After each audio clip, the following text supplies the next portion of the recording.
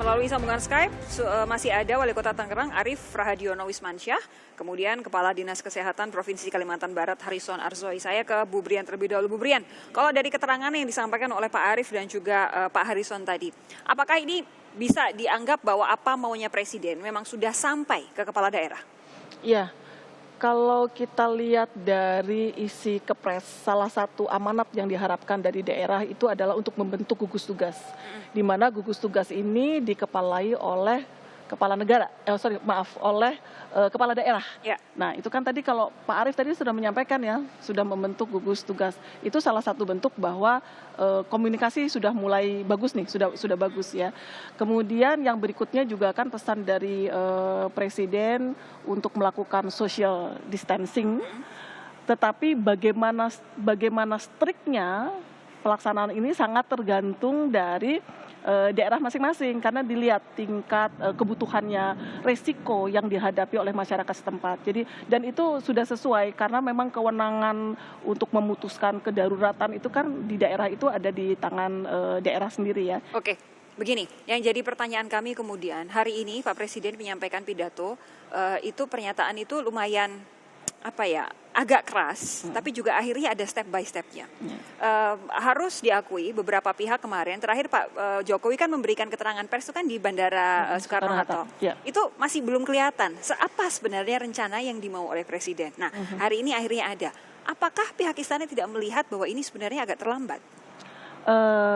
Ya, jadi waktu Pak Jokowi ke Soekarno-Hatta itu sebetulnya kan untuk melihat bagaimana protokol pencegahan itu sudah dilakukan. Karena ini sebagai respon juga beberapa saat sebelumnya kan kita mulai mensosialisasikan protokol di tempat-tempat yang potensial untuk menjadi tempat penyebaran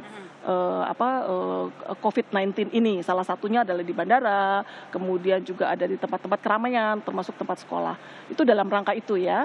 Nah, kemudian ini sekarang lebih sebetulnya ini bagian dari komunikasi pusat dengan daerah dengan adanya gugus tugas. Tapi sebelum ke sana mungkin saya ingin mengingatkan juga bahwa begitu dari DG WHO memutuskan bahwa sekarang sudah pandemik global, itu ada 3 yang harus dilakukan setiap negara.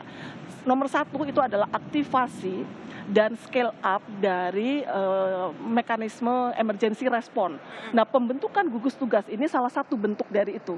Jadi artinya semua negara memang harus. Apakah kemudian gugus tugas itu baru dibentuk, kemudian Perpres baru keluar, dan hari ini disampaikan oleh Presiden nunggu ditelepon dulu sama WHO? Enggak juga, karena sebetulnya Inpresnya itu kan kita sudah ada, Inpres nomor 4, 2019 sudah ada.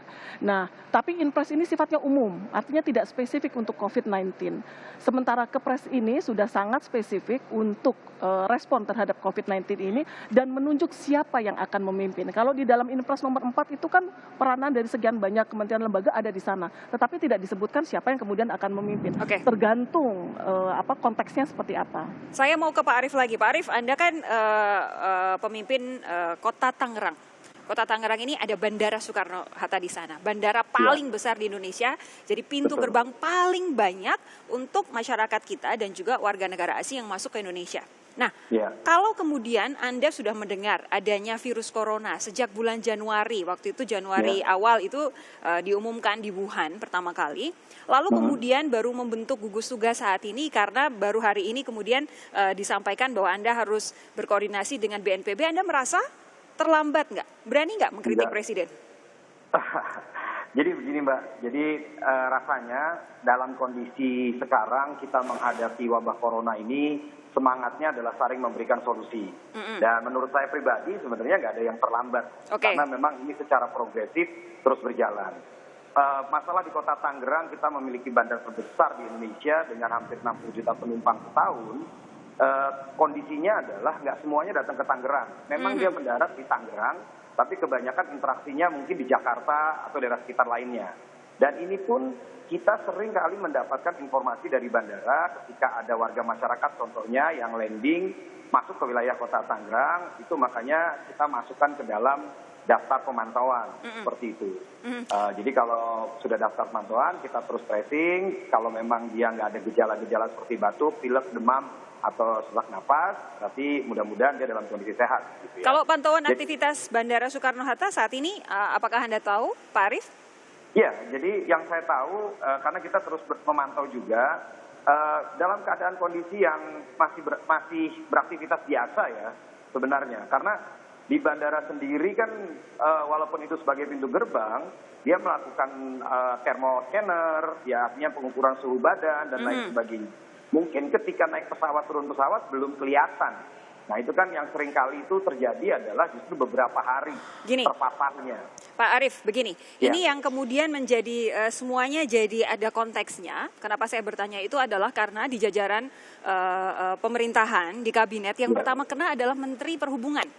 Kita belum tahu Pak BKS itu terpapar di mana, tapi apakah kemudian kondisi, fakta bahwa Menhub lah yang saat ini sudah dinyatakan positif corona, itu tidak membuat pemerintah Kota Tangerang merasa ada perlunya penutupan bandara untuk sementara? Itu kebijakannya ada di pemerintah pusat, ya. Yang pasti di Kota Tangerang kita masih terus melakukan berbagai langkah untuk mengantisipasi penyebaran ini. Ya, makanya sebenarnya sosialisasi sudah masif dilakukan saya pikir, termasuk teman-teman media, termasuk Kompas TV. Yang jarang, yang kalau hasil pantauan saya adalah dari sosialisasi itu jarang masyarakat yang mau melakukannya secara konsisten. Contoh aja, ini kita berempat wawancara nih. Coba dari berempat ada nggak yang kita bawa sabun atau hand sanitizer? Always kita bawa. Ada Pak, saya di tas Pak. Sama. Saya nggak tahu tuh ibu yang dari Wapres atau Pak Kepala Dinas itu. Karena realitinya saya uji coba sampling setiap rapat, saya tanya sama teman-teman Kepala Dinas saya tuh. Saya dari sini siapa yang bawa? Jumlahnya sangat minim. Nah itulah rasanya perlu konkret kita untuk melakukan langkah-langkah pencegahan sesuai dengan anjuran yang sudah kita sosialisasikan. Pak Harrison, tadi Anda bilang wilayah Anda ini memang berbatasan dengan 2 kota negara lain begitu. Apakah Anda ada juga perasaan bahwa seharusnya koordinasi ini dilakukan jauh lebih awal dibanding saat ini? Saya kira memang selama ini kalau di Kalimantan Barat Bapak Gubernur selalu menekankan bahwa kita harus berkoordinasi dengan terutama adalah Polda dan Kodam ya. Jadi termasuk dalam hal corona ini kita selalu berkoordinasi dengan pihak imigrasi maupun KKP. Jadi memang kalau di Kalimantan Barat selama ini kita selalu berkoordinasi dengan lembaga lain. Oke, untuk saat ini kondisi di sana karena Anda berbatasan dengan wilayah negara lain seperti apa Pak? Lalu lintasnya masih normal seperti biasa? Ya, kalau sekarang semenjak ada himbauan Bapak Gubernur dari kemarin itu, sekarang sebenarnya sudah agak menurun ya lalu lintas penduduk warga Kalbar dari Pontianak ke Kuala Lumpur atau ke Sarawak. Oke, menurun karena apalagi warganya yang mau ya, bukan karena ditutup ya? Ya, apalagi semenjak Kuching dan Kuala Lumpur itu sekarang sudah terjangkit. Oke, baik. Terakhir untuk topik ini, untuk Bu Brian. Kita nanti masih lanjut ya Bu Brian. Apakah kemudian Anda yakin Presiden selalu akan mendapatkan laporan yang tepat dari kepala daerah sehingga akhirnya pemerintah pusat juga memberikan keterangan kepada masyarakat nantinya juga akan tepat?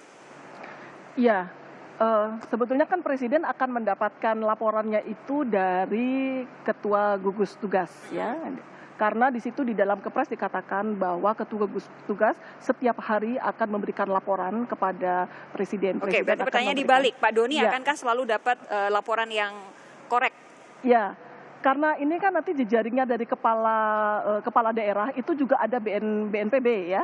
Nah BNPB ini kan masuk menjadi jejaringnya. Ya, jadi harapannya semaksimal mungkin kita harapannya itu akan berjalan dengan baik. Tentu saja harus ada proses cross check juga ya untuk memastikan bahwa laporan maupun dari atas arahan dari atas itu bisa terlaksana dengan baik dan sebaliknya juga data dari bawah, laporan dari bawah juga bisa naik dengan baik ke atas. Oke, Bu Brian jangan kemana-mana. Kita akan bahas untuk topik lain sesaat lagi. Saya mau ucapkan terima kasih dulu Pak Arief Radiono Wismansyah, Wali Kota Tangerang, juga Pak Harrison Arzoi, Kepala Dinas Kesehatan Provinsi Kalimantan Barat. Terima kasih Bapak-Bapak sudah bergabung bersama kami.